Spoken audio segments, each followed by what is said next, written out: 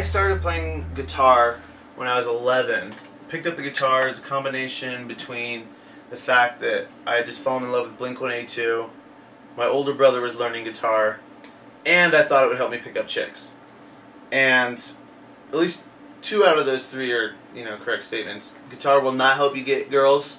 Just to let you know, all you young aspiring musicians, you're just gonna be poor.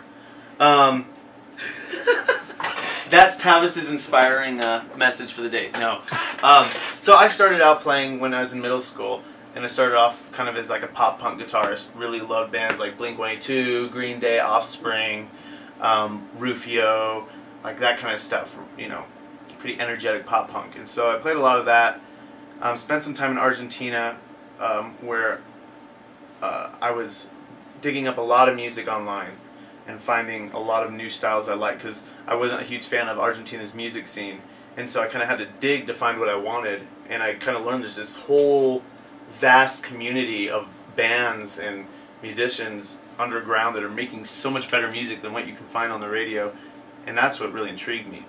So I started listening to a bunch of like drive-through records bands like Finch and Starting Line. I was already a fan of New Found Glory, RX Bandits, a bunch of cool stuff, and started getting influences from different places than just pop punk. So at that point I started to get into a little bit of heavier music and moved to Ohio, where I started playing in metal bands, screamo bands, did some metal vocals and stuff for a while, and so that's where I kind of got my first taste of performing. And although metal is not my favorite style of music to listen to, I still love a lot of metal, like The Bled, kind of cross-genre bands like Every Time I Die.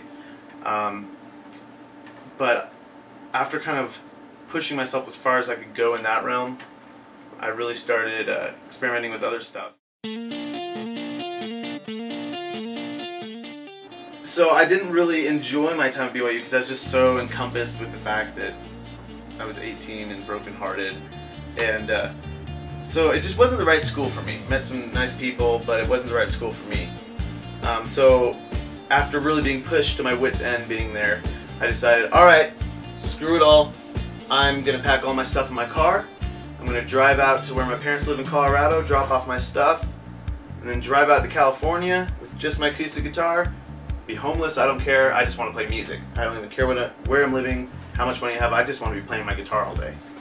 And so I hopped in my car and drove out to Colorado, where I was going to, drop off my stuff, and within, I think it was the first week of being here, Speakeasy Tiger contacted me from an old ad I had posted online when I was just visiting Colorado one summer.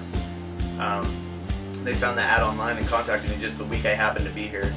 And at that point I got to start doing touring, and we recorded a full length at Colorado Sound with JP Manza.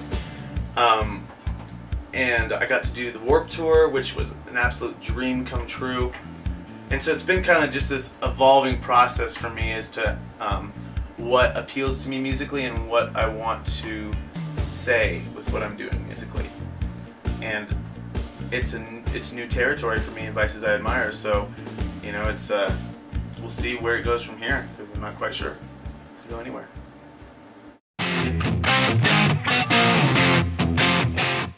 Well, I ask myself every day, why is Dave so awful? No, they're really good guys. I'm just constantly in awe of the talent that I'm surrounded by. Dan, he picked up my guitar the other day and just started playing it, and I'm like, holy crap. It's like, why do I even play? It's like, can I call myself a guitarist? I mean, he was just like kicking my booty on my own instrument. So, I mean, he's just multi-talented in a lot of things, and that impresses me. Dave's got this singing voice that like is what like I want to have. I want to be able to have like that grit and power behind it, but he's been doing it for a lot longer, and he's gotten pretty damn good at it. So it's awesome being around that. And then Alex, he has the technicality that comes with the metal drummer, but he's got a really cool background of music that he listens to. So he's not one-dimensional at all when it comes to how he thinks about a song, and so that's really cool. I like that he kind of thinks outside the box a little bit, and so just the talent that I get to perform with, very lucky. to be surrounded by musicians that actually know what they're doing pretty damn well.